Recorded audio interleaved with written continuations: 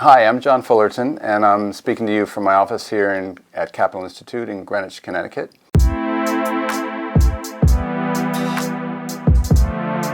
And real briefly, my story is that I spent the first roughly 20 years of my career working on Wall Street. I worked in capital markets, was sort of a first-generation derivatives professional, and ended up working in direct private investing, and have since spent time doing what we now call impact investing, investing in companies and projects that are aligned with a social purpose and ecological values.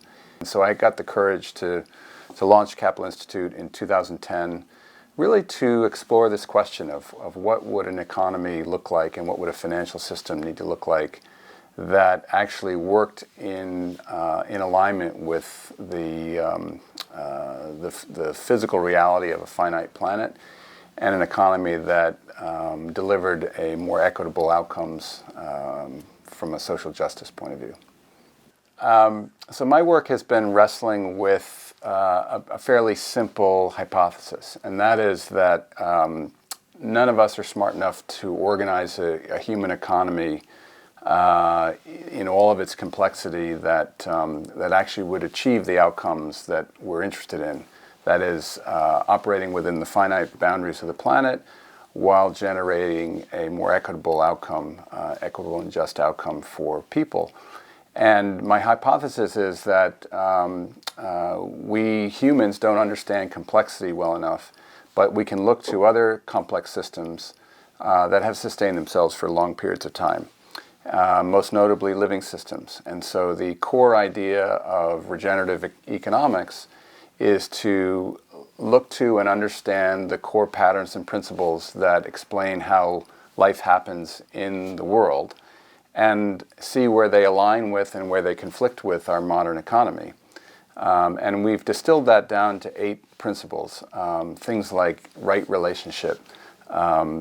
Relationships are at the core of every healthy system at all scales. So for example, at the relationship at a cellular level in our bodies, the relationship between the organs in our bodies and the subsystems in our bodies, the relationship between planet Earth and the sun. These issues are all fundamental to a healthy system.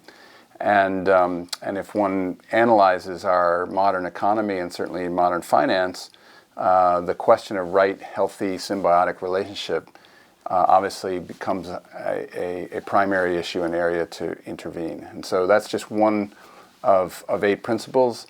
Another principle very germane to this conversation is what we call the edge effect. In living systems, there's something called an ecotone, which is where 2 different systems meet each other. So for example, where a river system meets the ocean is a marshland. And a marshland is filled with life. There's danger at the edge, but there's also life at the edge and potential for life at the edge.